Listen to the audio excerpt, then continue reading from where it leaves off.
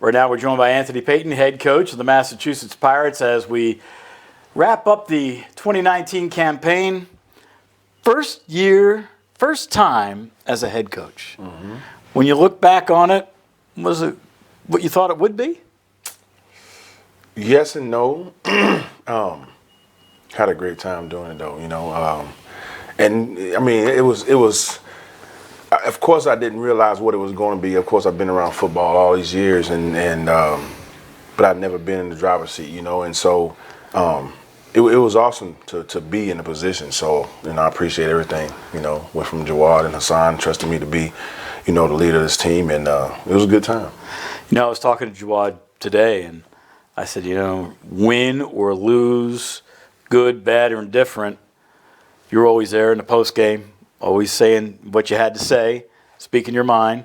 And, of course, as, a person in the media, I totally appreciate it. But it's a little bit different. Those media guys like me always asking you to sit down in the chair and speak. Right. But that's all part of it. Oh, yeah.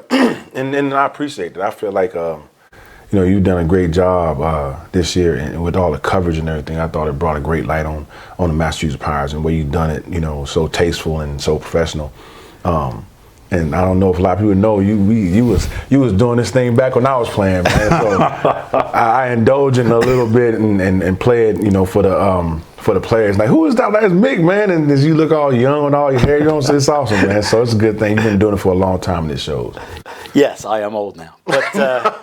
Not old, just wise, man. Yeah, well, that too, hopefully. Speaking about being wise, what did you learn about yourself being a head coach and trying to cultivate a team that was, let's face it, they were very young when it started out?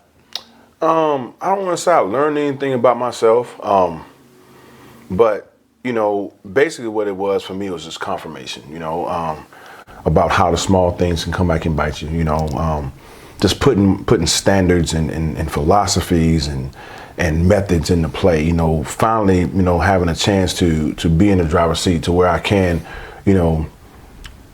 experience, what I've been, preaching to everybody else all these years, finally I'm in a situation where now, what I say is going to go and things like that. And that was always something I wanted to see if I could do it, and I felt like, of course, we came up short, and it's a lot to get better at. And so, like these last couple of days, this has been tough for me, because we wanted to win it all. That's why we do it. If we weren't trying to win it all or attempting to win it all. And so these last few days have just been hard for me. I've been sitting in the room sulking and going over what could I did different, how could I have done this different, should I have done this? And so it's a lot of, coulda, woulda, shouldas and stuff like that. And hopefully that will help me just grow as a coach, and so, just to answer the question, what did I learn? I just learned that it was exactly what I thought it was going to be, and a lot more. I learned that, you gotta, I honor my word, as a man anyway, but as a head coach is really about honoring my word. If I say I'm going to do it, I'm going to do it. And hopefully the players picked up on that, and hopefully they want to trust me and continue to play for me as long as I'm coaching. As you look back at your players, were there any, let's ask this way, was there any one or two veterans that you said, they're the people I need to rely on, and they stepped up for you? Yeah, Marshawn Gilliard did, Devin Brown did, Thomas Claiborne did, Sean Braga did, all those guys, all those veterans, everybody on this football team pulled their weight, and that's huge, having the right guys in the system and having guys that you can trust, and you figure that out right away. And so the way I give, those guys responsibilities is